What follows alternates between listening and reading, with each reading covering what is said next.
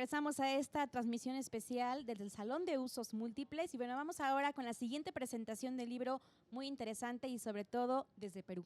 Así es la primera presentación de nuestro país invitado y justamente la destrucción del imperio de los incas, la rivalidad política y señorial de los curacasgos andinos. Y por ahí, bueno, si les gusta la historia, aquí se va a revelar un tanto de misterio, cómo unos conquistadores españoles lograron derrocar a una de las grandes civilizaciones latinoamericanas, lo conoceremos más adelante. Justamente ya están preparados para iniciar con esta plática, así que los invitamos a ahondar en esta investigación. Buenas tardes a todos los presentes. Desde el Departamento Editorial de la Dirección General de Difusión y Vinculación, les damos la más cordial bienvenida a la 26ª edición de la Feria del Libro de la Benemérita Universidad Autónoma de Aguascalientes.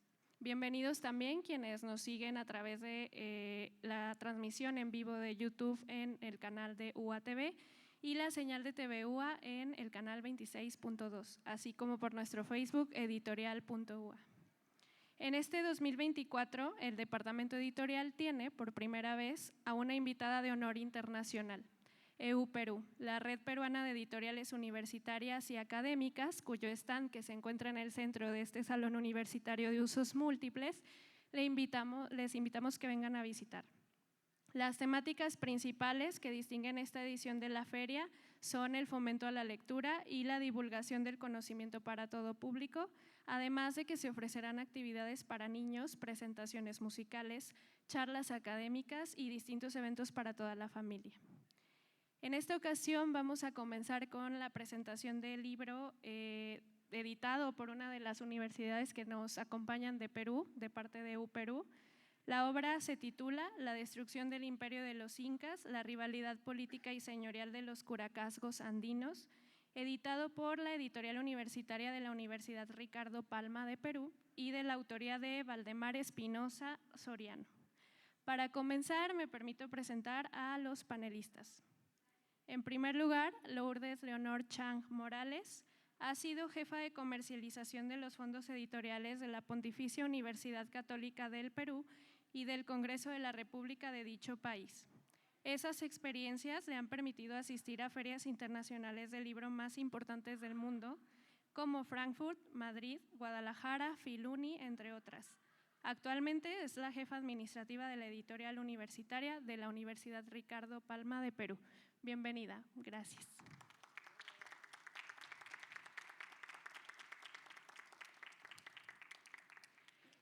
A continuación está Diana Altagracia Muñoz Cruz, originaria de Aguascalientes, licenciada en Historia por la Benemérita Universidad Autónoma de Aguascalientes, maestra en Educación por el Centro Universitario San Pablo, León, Guanajuato. Ha realizado trabajos de investigación sobre genealogía, lazos familiares, así como motivos específicos que dieron pie a la migración en la época de la Revolución Mexicana. Ha participado en la asesoría de estudiantes en el 8º concurso de debate político juvenil La Juventud ante las Elecciones, así como en colaboraciones con el Museo Regional de Historia de Aguascalientes. Desde el 2017 se desempeña como docente de asignatura en esta misma casa de estudios. Bienvenida.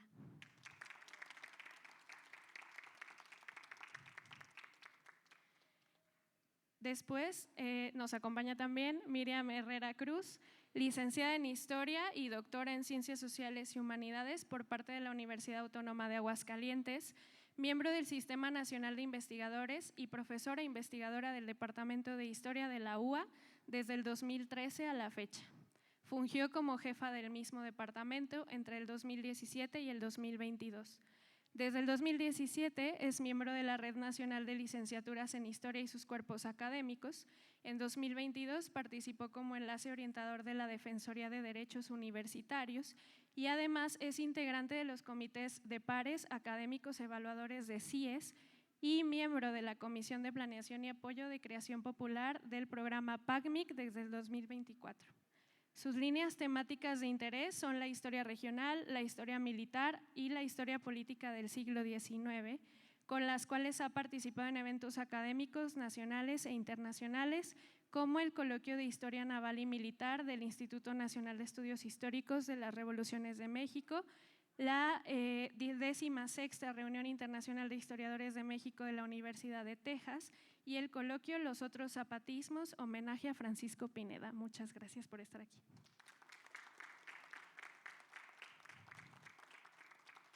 Y por último, tenemos a Rodrigo Alejandro de la O. Torres, que es licenciado en Historia por la Universidad Autónoma de Campeche. Recibió de esta institución la Medalla al Mérito Universitario Enrique Hernández Carvajal en 2005.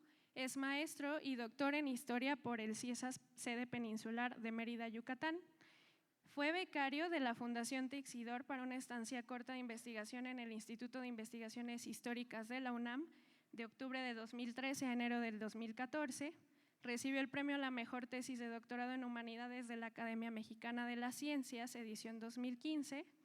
Entre 2015 y 2017 fue postdoctorante en el doctorado de Estudios Socioculturales de la Universidad Autónoma de Aguascalientes.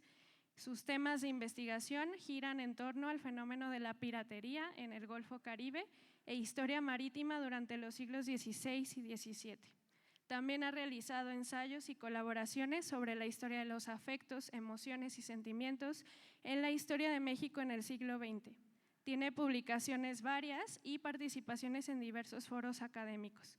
Es miembro del Sistema Nacional de Investigadores desde 2017 y profesor investigador de tiempo completo en el Departamento de Historia de la UA. Actualmente es jefe del mismo departamento y coordinador del doctorado en estudios socioculturales. Gracias.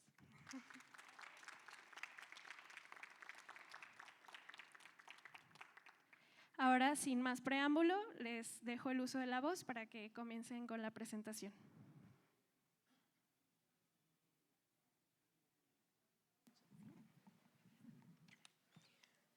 Buenas tardes con todos y todas. Muchas gracias por esta invitación y la oportunidad de presentar un libro de nuestra editorial de la Universidad Ricardo Palma de Lima. Estoy muy agradecida y muy agradecida con los historiadores importantes que me acompañan en este panel. Voy a empezar con una breve reseña de la historia de don Valdemar Espinosa Soriano, que es uno de los más grandes etnohistoriadores que tiene nuestro país. Sus obras no solo representan aportes al conocimiento de nuestro pasado, sino que constituyen un verdadero filón a partir de los cuales bien se puede dar inicio a nuevas investigaciones. Ello debido a la calidad de las fuentes empleadas y de las investigaciones realizadas y sobre todo a sus análisis y conjeturas llenas de objetividad y muy lejos del sesgo ideológico que en muchos casos ha sido el vicio de la etnohistoriografía tradicional. Y uno de los aportes sustanciales que el doctor Valdemar Espinosa brindó al desarrollo de la investigación etnohistórica consiste en haber sistematizado la ciencia de la etnohistoria que se produjo por la fusión de la historia y la antropología, porque tanto la historia como la antropología tradicionales habían entrado en un proceso de estancamiento y nos brindaban mayores recursos para el estudio de las sociedades coloniales. Cuando la historia se refiere a pueblos del pasado, la disciplina recibe el nombre de etnohistoria, que es la historia de los pueblos que no tuvieron ni tienen escritura. Valdemar Espinosa Soriano es de los mejores y mayores historiadores de nuestro tiempo. Ha investigado y escrito sobre todos los periodos de la historia del Perú y su principal afán se ha orientado al estudio de la sociedad incaica y de las etnias que habitaron el vasto Tahuantinsuyo. Los materiales de archivo y fuentes escritas etnohistóricas publicadas han remontado a los viejos temas generando verdaderas históricas auténticas y novedosas. Las obras de Valdemar Espinosa Soriano poseen tales rasgos distintivos en su construcción académica que en la mayoría de los casos son capaces de imponer retos a los lectores, amén de propiciar infinidad de nuevas temáticas derivadas de lo así escrito por el insigne historiador. En el libro La destrucción del imperio de los incas, don Valdemar Espinosa nos habla de novedosos argumentos que justifican la caída del imperio inca, los cuales han sido trabajados sobre la base de la documentación por él encontrada en el Archivo de Indias de Sevilla. La obra en mención aborda una serie de elementos con el afán de esclarecer la relativa facilidad que tuvieron los invasores españoles para doblegar a un imperio tan vasto como el Tahuantinsuyo. Según refiere el autor, ¿cómo explicarse que un puñado de invasores españoles hayan derrotado a miles de soldados andinos y luego subyugar a millones de peruanos? Hasta 4 respuestas se han difundido. 1. La ayuda divina derramada sobre los españoles. 2. La superioridad racial y cultural de los conquistadores, ventaja armamentista, estratégica y política. 3. El absolutismo exagerado del Estado inca, que había convertido en autómatas a los tributarios andinos, al extremo de que, caída la cabeza dirigente, el inca, se vino todo abajo. Y 4. La situación social y política de los reinos señoriales conquistados por los emperadores del Cusco.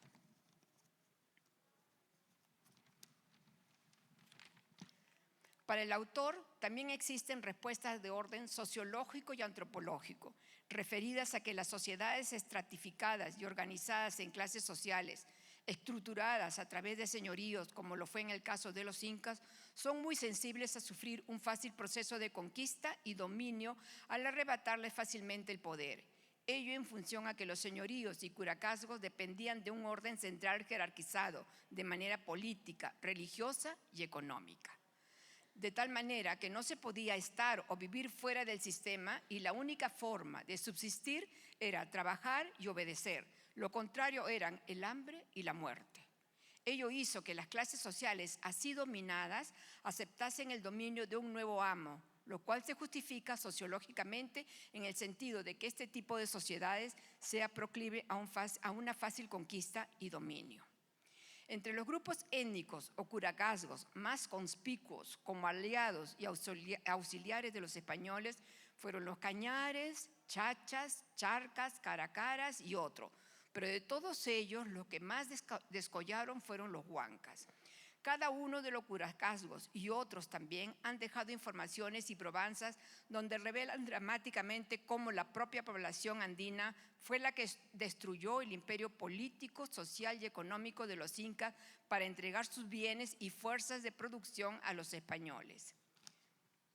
Durante los años de la conquista del Tahuantinsuyo y décadas posteriores, el colaboracionismo de los huancas en la dación y entrega de guerreros, armas, víveres, vestuario y criados fue increíblemente cuantioso y determinante. Las formaciones de los curacas demuestran que los huancas subvencionaron a los aliados para destruir el imperio de los incas. Los huancas, como las demás etnias andinas confederadas con los españoles, acabada la refriega de la conquista, corrieron igual suerte que cualquier nación invadida por una potencia colonialista e imperialista. Pero a partir de 1563 y 1564, los huancas, seguidamente de demostrar como testigo fidedigno su participación heroica, decidida y decisiva en la caída del imperio andino, alcanzaron privilegios de carácter formal, material y heráldico. Pero de todos los privilegios concedidos por la monarquía española a la nación huanca, lo más importante fue la Real Cédula dada en enero de 1564, prohibiendo la implantación de estancias y haciendas en el área huanca. A raíz de la cédula antes citada, tanto en la época colonial como ahora en el Valle del Mantaro, no hay latifundio y en consecuencia tampoco servidumbres personales ni relaciones de explotación, las que sí fueran instituidas en las demás provincias étnicas del Perú.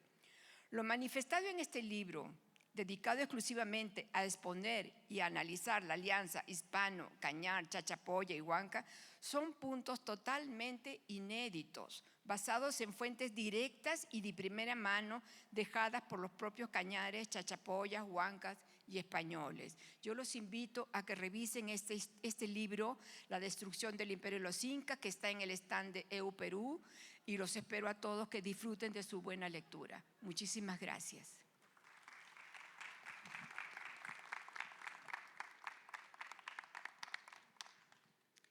Bueno, pues continuando con esta presentación, es un honor estar aquí hoy con ustedes.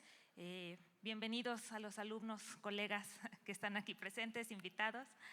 Y bueno, en la presentación de este libro sobre la destrucción del imperio de los incas, la rivalidad política y señorial de los curacazgos andinos de Waldemar Espinosa Soriano. ¿Cómo explicarse que un puñado de invasores hayan derrotado a miles de soldados andinos y luego subyugar a millones de peruanos?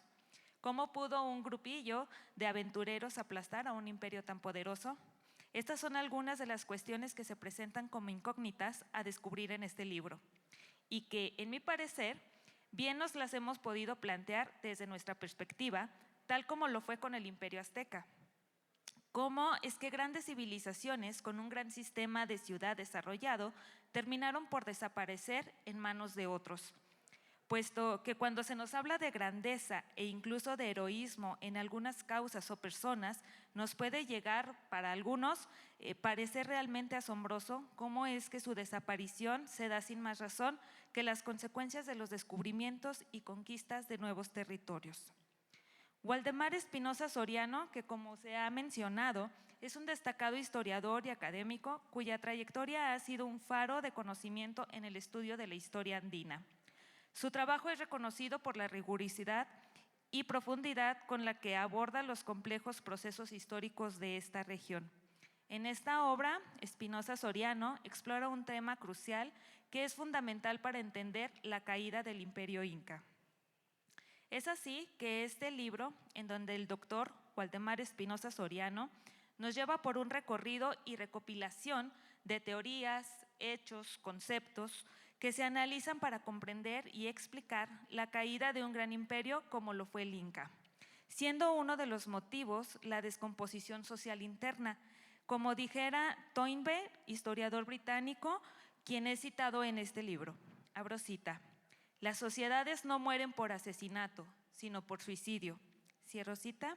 Es decir, un pueblo que estaba siendo sometido por los españoles y que a la par no estaban ya organizados entre ellos.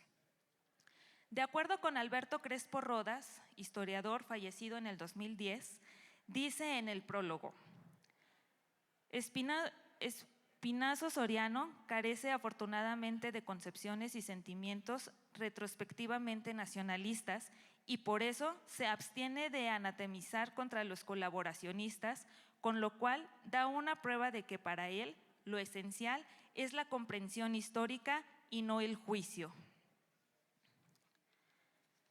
Ahora, teniendo en cuenta que están presentes alumnos de la carrera de Historia y de materias de Historia, algunos aspectos que enmarca este libro y que para nosotros son referentes recordar, pues me gustaría enfatizar en algunos aspectos que se destacan en el libro. En cuanto a causas, por ejemplo, rivalidades internas, que nos menciona el autor, es cómo examinar estas rivalidades entre diferentes curacas y regiones influyeron en la estabilidad del imperio. Nos muestra que estos conflictos internos no solo debilitaron la cohesión del imperio, sino que también crearon oportunidades para los conquistadores. La estructura político-social, en donde en la obra se analiza detalladamente esta estructura de los curascazgos, proporcionando una visión más clara de cómo funcionaba el poder en las regiones andinas y cómo las disputas entre líderes locales afectaron la integridad del imperio. Por otra parte, pues está el impacto de la conquista, al ofrecer una perspectiva interna sobre los procesos que llevaron a la caída del Imperio Inca.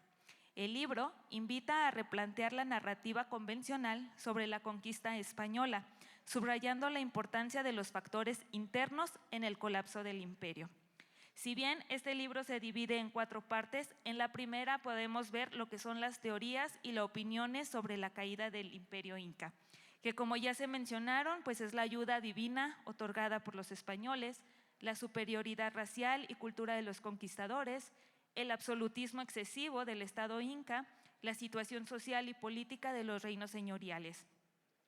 Cada una de estas respuestas aporta una perspectiva única sobre los factores que contribuyeron a la caída del Imperio Inca, y su análisis combinado puede ofrecer una visión más completa de este complejo proceso histórico y, de modo secundario, el avance armamentista que tenían los españoles respecto a los incas. En su segunda parte, los huancas, la alianza, las primeras batallas, en donde se entiende la postura de los huancas, quienes jugaron un papel clave al aliarse con los españoles. Algo similar que podemos ver reflejado dentro de nuestras culturas prehispánicas con el Imperio Azteca. Esta estructura de poder concentrado y la imposición rigurosa de las políticas incas crearon una dinámica de descontento y resentimiento en los pueblos conquistados. Para los huancas, esta situación probablemente fomentó una actitud favorable hacia los españoles, quienes ofrecieron una oportunidad para desafiar y eventualmente desmantelar el dominio incaico que había soportado durante tanto tiempo. En su tercera parte, en las batallas decisivas, se analizan y explican varios de los enfrentamientos de españoles e indígenas, lo cual los llevó a cambio fundamentalmente en el equilibrio de poder entre las fuerzas de conflicto, marcando un punto de inflexión significativo en los españoles e incas. En la cuarta parte encontramos los que son las consecuencias, el desglose, es decir, aquello que se vino al momento del rendimiento de los incas ante los españoles. Si bien en su nota final también nos habla de Francisco Pizarro, ya como el máximo ganador de la conquista en el Perú, quien atribuía esta gloria no a los indígenas o a las fuerzas armamentistas que estuvieron, sino a la gloria y obra de Dios, dejando de lado todas las alianzas de enemigos de los incas, lo cual es un apartado interesante de analizar, pues es la perspectiva de un conquistador ante su triunfo.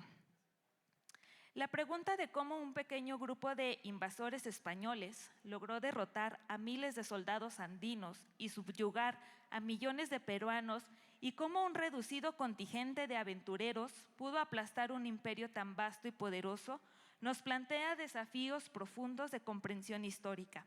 Estas interrogantes, similares a las que surgen en el estudio de la caída del Imperio Azteca, nos invitan a explotar más allá de las explicaciones simplistas y a considerar las complejas interacciones entre los autores involucrados. Muchas gracias por su atención y espero que puedan darle una leída al libro y disfrutarlo mucho como nosotros. Muy bien. Pues primero quiero agradecer la invitación al Departamento Editorial para estar el día de hoy con ustedes, acompañarlos en esta presentación del libro, que es más bien como una invitación para que lo conozcan, para que sepan de qué trata. Agradecer que Diana ya nos hizo el favor de hacernos como este balance general de lo que encontraremos en el libro, que es como un breve resumen, la sinopsis bien hecha. Y pues quiero empezar señalando algo que Lucien Febvre decía, ¿no? El historiador francés decía que para ser historiador son necesarias tres cosas: saber plantear un problema histórico, formular hipótesis y saber pensar. Cuando revisamos los libros de historia, pues lo que creemos encontrar es justamente esto, es lo que vamos a encontrar, ¿no? El proceso del saber pensar bien establecido con base en la labor que hace el historiador. El motivo que nos reúne hoy aquí es justamente el de acercarnos al resultado de ese proceso en la investigación de Valdemar Espinosa, que como lo mencionaba la editora, es justamente un trabajo que él hace en su proceso formativo. Él va al archivo de Indias, encuentra estas informaciones y a partir de ahí él empieza a responder esta pregunta que más de uno nos hemos hecho, ¿no? ¿Cómo es posible que tan poquitos españoles hubieran hecho caer no solo al imperio inca en Perú, sino también al imperio mexica en el caso de Mesoamérica, y a otros pueblos los hayan sometido como con cierta facilidad? Es básicamente el punto. Su hipótesis ayuda a ceñir el problema de investigación que tuvo ante sus ojos. La respuesta que él elige es la de las alianzas indígenas. Hay un papel trascendental en lo que los indígenas quieren hacer o quieren modificar de su estatus de vida, ¿no? Y entonces, a partir de ahí, hay que evidenciar las alianzas entre huancas, chacas, cañares y españoles y cómo todas estas van a precipitar la caída de los españoles, la caída de los incas. Se basa en estos documentos, en estas informaciones que justamente se crean al término del proceso de conquista. Son informaciones que recuperan la memoria en los tiempos inmediatos a la caída del Imperio Inca y que se enfocan principalmente en las victorias que estas alianzas generaron. Entonces, al ser enfocadas en las victorias, pues lo que hablan es de la buena labor de los indígenas a la par de los españoles, ¿no? Y de esta forma, cómo deben beneficiarse aquellos que promovieron la caída del Imperio Inca. El eje central de la subordinación o de esta nueva organización en el Tahuantinsuyo es justamente la figura de Pizarro. Cómo Pizarro se convierte en ese personaje en el cual los pueblos indígenas se acercan con él, cómo se relacionan con él, cómo ceden esa sujeción hacia la figura de Pizarro como representante del Imperio Español y cómo en un acto de confianza deciden someterse a él.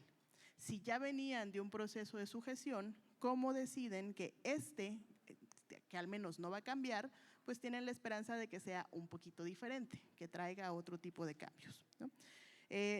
que sea no tan impositivo, no tan centralizado, no tan incluso un poco sanguinario como era el de los orejones incas, ¿no? Que sea una sujeción un poco más amable y por esa razón se busca la alianza. Esta es la premisa central del libro, el enfoque que el autor otorga a los acontecimientos dados para la caída del imperio del Tahuantinsuyo. El libro se centra pues en definir las relaciones preexistentes de sujeción y cómo Pizarro va a aprovecharla para movilizar a los pueblos con base en esos mismos esquemas. No cambia mucho la dinámica, pero se aprovecha de lo que ya está, de lo que existe. ¿Cómo va a lograr no solamente que se conformen en aliados, sino que incluso le acompañen en sus propias expediciones, en sus luchas? Cómo los curacas abandonaban sus dominios para irse a las expediciones con los hombres de Pizarro, ¿no? Los curacas pues acceden a someterse al gobierno hispano y se convertirán en los orquestadores de la paz para todos los rincones del imperio, al menos aquellos en las que la dominación bélica logró su cometido. Para entender estos procesos, el autor se vale de las crónicas de la época, de las informaciones recuperadas de Sevilla y de las narraciones de los propios pueblos que participaron en el proceso. En un escenario geopolítico tan dividido como lo fue el Imperio Inca, que según el autor nos dice estaba conformado por 200 divisiones y subdivisiones, estados vasallos, un poder político y económico centralizado, en el cual la sujeción laboral y tributaria eran una constante, la posibilidad de acceder a una libertad, aunque esta libertad sea muy sutil, explica las alianzas establecidas entre los pueblos indígenas que lo habían perdido todo por culpa de los incas y que si uniéndose a las fuerzas de Pizarro podrían recuperar aunque fuera un poco. Sin embargo, el autor no puede dejar de señalar los casos en los que eso no pasó, o que incluso en el cual los mismos españoles rancheaban el ganado, es decir, se aprovechaban se robaban las llamas, se comían las llamas hembras porque la carne era más sabrosa, así nos dice el autor, es un dato importante que nos da el autor. Entonces resulta que había una despoblación de llamas hembras y pues ya no había más ganado, ¿verdad? Entonces los indios tenían que buscar la manera de recuperar su ganado, ¿no? También nos habla de eso, nos habla de aquellos cambios que les afectan del todo al todo, ¿no? De lo que pierden, de lo que ganan y de lo que van a seguir perdiendo con este nuevo modelo de sujeción. También señala las múltiples veces en las que la predilección por un curaca u otro generaba mayores divisiones que las preexistentes. Resulta que Pizarro pues tenía sus curacas favoritos y entonces a ellos les apoyaba, con ellos se acercaba, a ellos los llevaba de compañía en las expediciones y otros se sentían relegados y entonces esos que estaban relegados pues resulta que de repente pues extrañaban a Atahualpa y a sus formas, ¿no? Entonces era como de pues sí estábamos mal, pero pues a lo mejor no estaría tan mal como ahorita estoy. Bueno, lo cierto es que el libro es un libro que se publicó originalmente en 1973 y representó un avance historiográfico importante, porque no solamente prestó atención a fuentes documentales de España y en Perú, recupera la actividad de los cronistas con sus asegúnes. También nos dice, bueno, los cronistas a veces nos omiten información, hay que considerar qué nos están diciendo y qué nos están omitiendo también los cronistas, ¿no? Sin embargo, para él tiene una labor muy importante en la crónica de la conquista y cómo esta ayuda a entender toda esa sección de la tercera parte que nos comentaba Diana, que es justamente las batallas, ¿no? Cómo las batallas se van gestando, cómo van haciéndose las alianzas militares, cómo se movilizan de una provincia a otra los curacas para poder apoyar en estas luchas. Debemos señalar que hay que realizar observaciones precisas, sobre todo aquellos interesados o que están en proceso formativo de historia, para justamente hacer esta labor de saber pensar, ¿no? Plantear el problema histórico es importante, formular hipótesis es importante. Entonces, lo que va haciendo Valdemar Espinosa a lo largo de todo el libro, es primero plantearnos el problema. El problema es la destrucción del imperio inca. ¿Cómo se lleva a cabo? ¿Cómo pasó? Y nos dicen, si nos podemos ir por las versiones más pragmáticas, ¿no? Dios así lo quiso. Y ya, y nadie le puede ir a preguntar a Dios por qué quiso o no quiso. Entonces, eso ya está más allá de nuestro poder mundano. O nos podemos quedar con que pues los españoles eran superiores. ¿Por qué? Porque venían de Europa, porque eran güeritos, porque tenían barba, porque tenían armas de fuego y acá no. Entonces, no nos podemos sujetar solo a esas. Él dice, como etnohistoriador, que es, la función tiene que venir del humano. ¿Qué está haciendo lo humano? ¿Qué hicieron los pueblos para lograr tener este resultado, ¿no? La historia, pues, nos sirve para identificar también experiencias ajenas y compararlas con las propias, que es de lo que partía Diana hace un instante. Señalar estas mismas preguntas que más de una ocasión, si no nosotros, alguien cercano nos dice, pero ¿cómo es posible que 300 españoles que venían con Cortés lograron vencer a los aztecas? O sea, es absurdo, ¿no? O incluso uno como docente lo encuentra también en las aulas. Ay, maestra, ¿a poco de veras con eso nomás le hicieron todo, no? Entonces, va más allá. Las explicaciones tienen que ir más allá. Por eso es el proceso del saber pensar. Ok, entonces, este libro nos sirve pues para señalar las prácticas cotidianas que los españoles establecieron en el Tahuantinsuyo y ver cómo estas no difirieron mucho de las que se establecen para el caso de la caída del México Tenochtitlan. O sea, hay prácticas que los hispanos hicieron que resultan ser muy similares tanto allá como acá y que llevaron aparentemente a la misma consecuencia. Sin embargo, un aporte me parece interesante del libro es esta reflexión comparada, que a mi gusto a veces no aparece tan seguido como debiera, pero en la cual se marcan las semejanzas del imperio inca con el de los mexicas, el establecimiento de estados vasallos que eventualmente buscarán en el conquistador un medio para eliminar la sujeción o en realidad para cambiar de dominador, y la diversidad de respuestas entre las zonas densamente pobladas y las que aún contaban con poblaciones seminómadas que aparentemente resistieron mejor la conquista. Esto que pasa en el caso de México, pues también pasa en el caso del Perú, ¿no? Valdemar Espinosa nos dice, bueno, a ver, hay que pensar las zonas en la montaña donde para la población es muy difícil huir porque pues no hay mucho a dónde, estamos hablando de altas montañas donde por un lado te encuentras el frío y por el otro lado te encuentras el desierto, pues mejor te sujetas a los que llegaron. Pero en cambio hay zonas como el Valle, en la zona más cercana a lo que después será la Gran Colombia, donde pues hay recursos más cercanos y entonces las poblaciones que se están moviendo constantemente pueden acceder y reiniciar su vida en otro lugar a los cuales los conquistadores no llegarán porque tienen recursos. Entonces, esa diferencia hace que unos terminen aliados y sometidos y otros sean más difíciles de someter, que eventualmente terminarán en lo mismo, pero les costarán un poquito más, ¿no?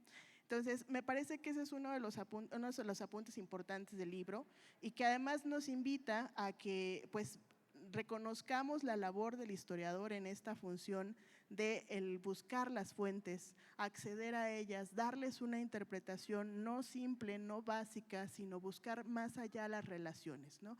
Esto que decía Lucien Febvre, plantear un problema histórico, presentar una hipótesis y el arte del saber pensar, lo que deseamos que todos nuestros alumnos de historia que están aquí presentes y que me están viendo feo, sepan hacer, ¿verdad? Bueno.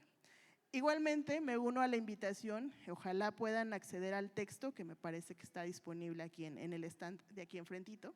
Es un texto ligero, es un texto que se lee con facilidad, bueno, salvo cuando los nombres de ciertos pueblos y provincias nos lo permiten, porque sí, en esa cuestión me parece que fue donde uno se logra atorar un poco. Pero yo creo que si que a un historiador peruano lo ponen a leer sobre los señoríos mixtecas y zapotecas les va a pasar exactamente lo mismo. Entonces, que se dejen llevar por esta reflexión que nos presenta el autor sobre las conformaciones del mundo prehispánico y esta alianza con el mundo hispánico, que permitan unirse a este análisis de las permanencias que se mantuvieron en los procesos de conquista, pues como nos dice el autor, muchos de estos beneficiados, sobre todo de los pueblos huancas, van a tratar de mantener sus privilegios hasta después del estallido independentista, ¿no? Y cómo justamente van a ser, pues va a ser Bolívar el que les diga que no, que hasta ahí llegaron, que se les acabó el buen negocio.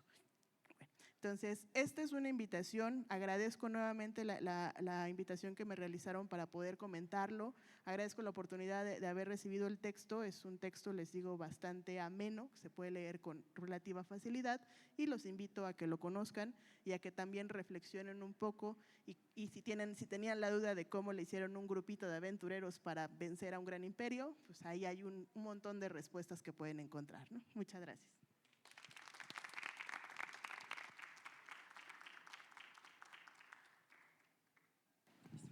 Bueno, buenas tardes. Agradezco mucho la invitación del Departamento Editorial de esta máxima casa de estudios del Estado. Desde luego también agradezco pues, compartir la mesa de presentación con mis colegas, también con la compañera Lourdes Leonor. Bienvenida. Gracias por estar aquí presente. Y bueno, tengo algunas anotaciones. Básicamente mis palabras van a estar enfocadas hacia 3 puntos. Un poco contextualizar el texto en varios momentos historiográficos, al menos 2. Luego, otra parte estaría comentando de manera muy general algunos pasajes del texto con mayor énfasis, particularmente pensando en lo beneficioso que puede llegar a ser la lectura para, por ejemplo, afrontar las fuentes coloniales y también hacer algunos comentarios sobre datos del texto. En el primer ámbito, podemos decir que el libro de La destrucción del imperio de los incas, la rivalidad política y señorial de los curacazgos andinos de Valdemar Espinosa Soriano, está situado en un momento, digamos, muy concreto dentro de la historiografía latinoamericana de los años 70. Tiene que ver con el ascenso de la etnohistoria o de una relación muy particular entre la antropología y la historia, que fue relativamente distinta a la relación entre la historia europea, anglosajona, francoparlante, con la antropología cultural. En este caso, una de las cuestiones fundamentales, y también sucedió aquí en México, fue que había la atención particular hacia los pueblos originarios de América Latina y tratar de plantear su historia. Particularmente uno de los ámbitos de mayor énfasis de estudios fue precisamente la época colonial. Y esto sucedió en México, como hay muchísimos casos. De hecho, se crea el CICINA, que luego se divide en el INA y en el CIESAS, y a partir de ahí sigue una tradición de análisis de los pueblos originarios ya de México, en el mundo independiente o en la época colonial, en diferentes contextos económicos, sociales, culturales y políticos. Aquí la obra va en ese tono, aunque está a varios cientos de miles de kilómetros o miles de kilómetros de distancia de México.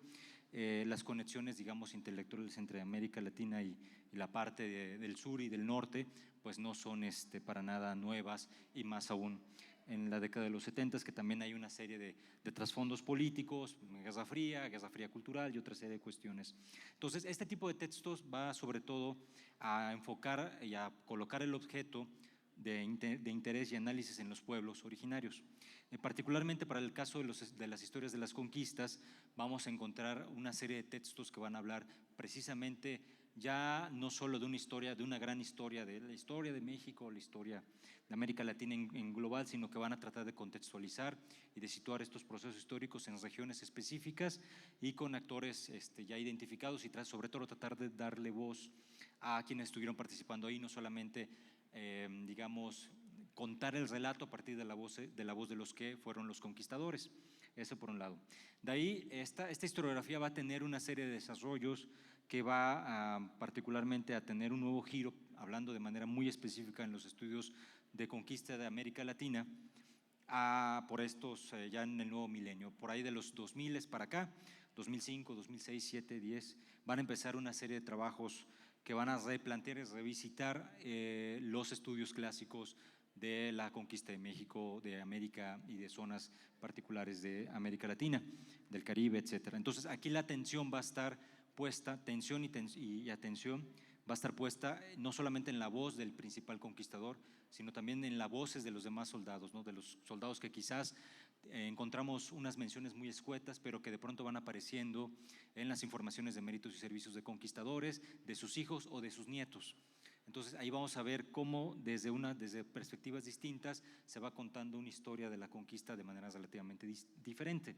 Vamos a rescatar también análisis de corte más cultural en torno hacia los estudios de las violencias como prácticas, no solamente para, digamos, en violencia per se o pura, sin sentido y demás, no, hay todo un sentido político, cultural y que incluso genera, lo que diría algún sociólogo francés, capital político en esos contextos específicos, ¿no?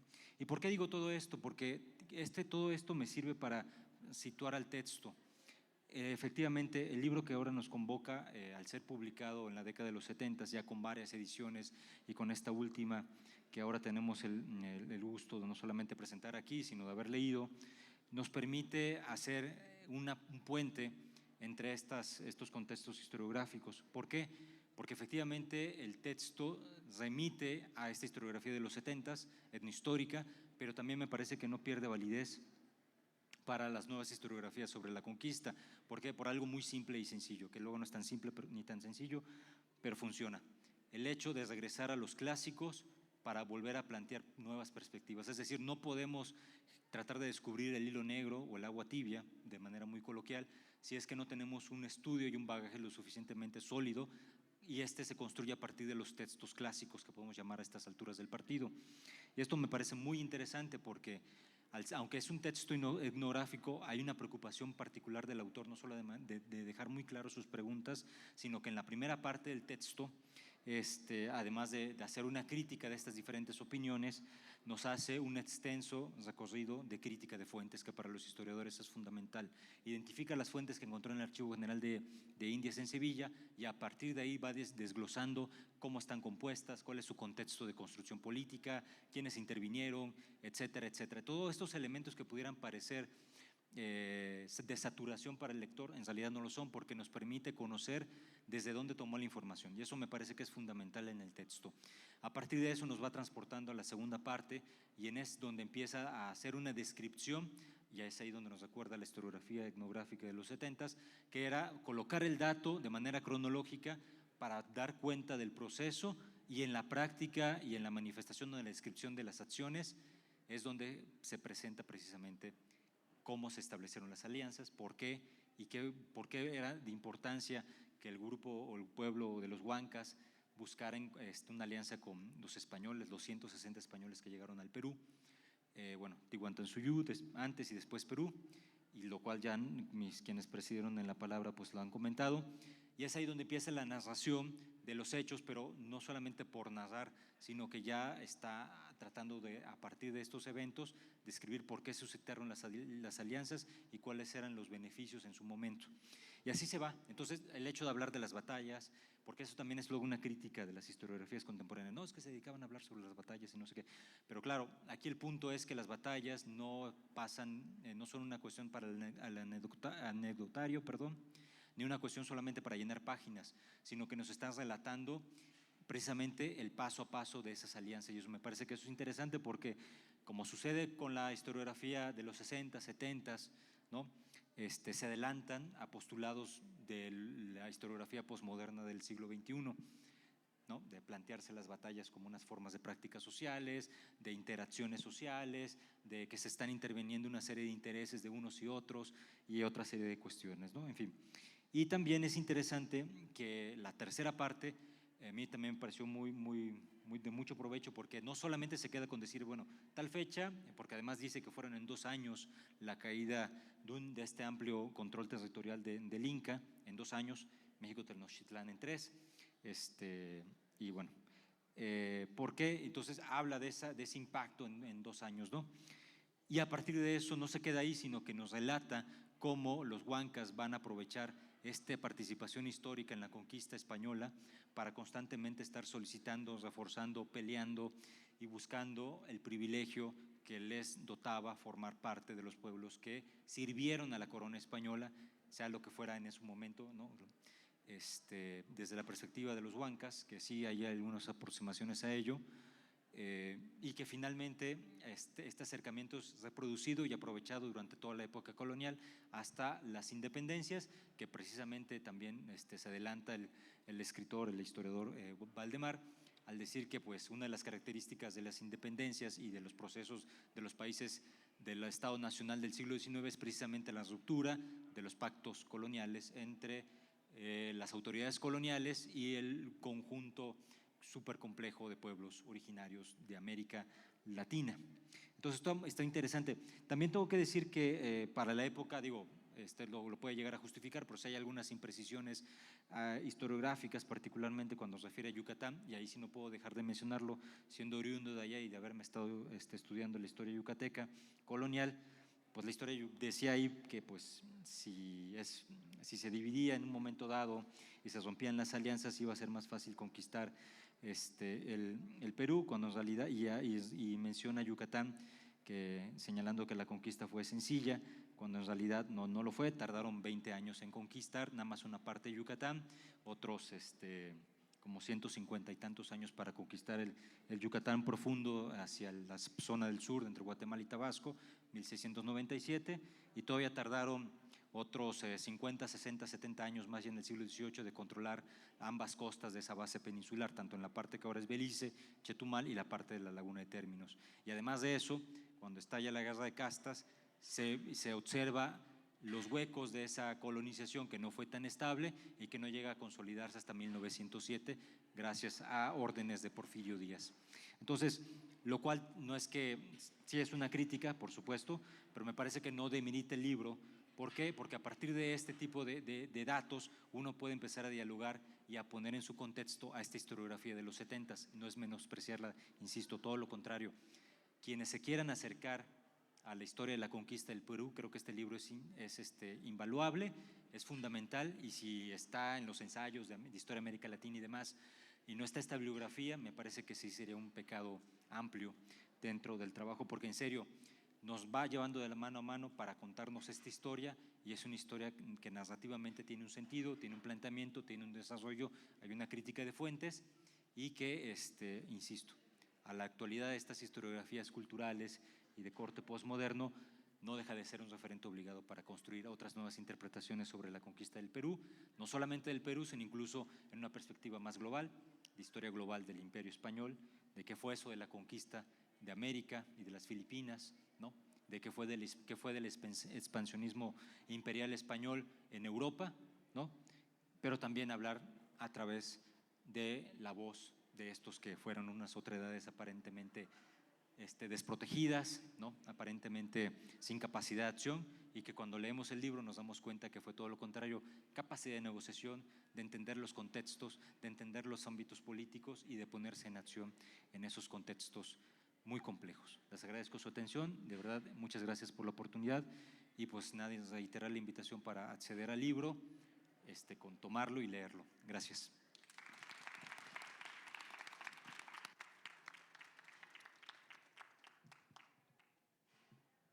Gracias a todos por sus comentarios. Ya nos comió un poquito el tiempo, no va a haber tiempo de preguntas, pero pueden acercarse a sus profesores, sobre todo los alumnos de historia, y preguntarles más en corto y largo y tendido. Me queda hacer el cierre. Obviamente invitamos a que adquieran el libro que se presentó, que está disponible aquí en el stand de UPerú, en el centro de este Salón Universitario de Usos Múltiples. Les invitamos también a escanear los códigos QR que llevan a sitios con libros en acceso abierto, libros de ULibros, de Altexto, y también de editorial de la UA. Y además, pues les recordamos que vamos a estar aquí en la Feria del Libro desde hoy hasta el día 8 de septiembre, de 10 de la mañana a 8 de la noche en este Zoom. Y pueden pasar al stand de la Red Altexto, de la editorial de la UA y de UPerú para adquirir los títulos que sean de su interés. También pueden consultar el programa de la feria en el sitio editorial.ua.mx y el Facebook de Editorial UA. A continuación, los invitamos a seguir la jornada después de un receso a las 4 de la tarde con la presentación del libro De Humo y Miel, 35 años de prensa, 1989-2024, de Odette Alonso Yodú, editado por la Universidad Autónoma del Estado de México. Gracias a todos por estar aquí.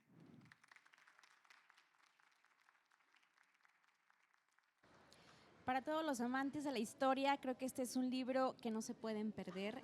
Muy interesante conocer más acerca de esta civilización inca y bueno, pues sobre todo cómo es que llegan los españoles. Justamente la pregunta, bueno, ya se ahondó más en el tema, pero que se hace incluso en la portada del libro, ¿no? O sea, ¿cómo puedes ¿cómo puede ser que un puñado de españoles lograran conquistar a esta civilización que fue tan grande en Latinoamérica? Entonces, pues ahí tienen una excelente opción de lectura y sobre todo para los que estén a lo mejor estudiando historia, filosofía, Claro. áreas de esta índole, creo que es una opción que no pueden perderse. Así es, y si no para todos los curiosos, porque efectivamente muchos nos reconocemos como amantes de esos misterios y creo que lo descubrimos el día de hoy, ¿no? Había algunas tensiones internas que, bueno, fueron favoreciendo a que esta conquista se diera y que, como bien lo mencionaban los panelistas, conocer un poco la historia de un país vecino, bueno, también incide en que tú conozcas un poco de lo que acontece en nuestro país y, bueno, esta es una excelente opción. Recordarles que aquí en la Feria del Libro tenemos muchísimas editoriales,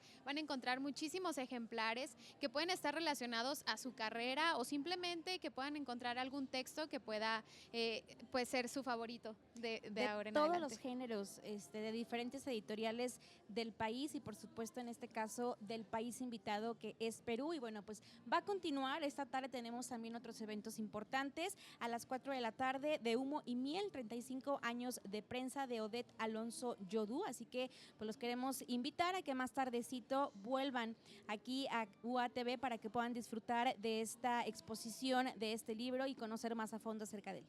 Así es, los seguimos invitando para que nos acompañen en la transmisión y si no, de igual forma les reiteramos la invitación al Salón de Usos Múltiples de la Universidad Autónoma de Aguascalientes. Del 4 al 8 de septiembre estaremos por aquí acompañándoles, abriendo las puertas de la institución para que vengan y pues conozcan esta feria del libro, lo que está ofreciendo. Tráiganse a la familia completa, hay libros para todos, desde los más pequeños hasta los más grandes, incluso libros también de investigación, como este que acabamos de presentar y algunos otros que van a poder encontrar. Así que el gusto se rompe en géneros y aquí los van a encontrar. Vámonos ahora sí a despedir esta transmisión, Goretti, pero Excelente. más tarde los esperamos en punto de las 4 de la tarde para continuar. Así es, los esperamos de Humo y Miel, 35 años de prensa. Vamos a continuar.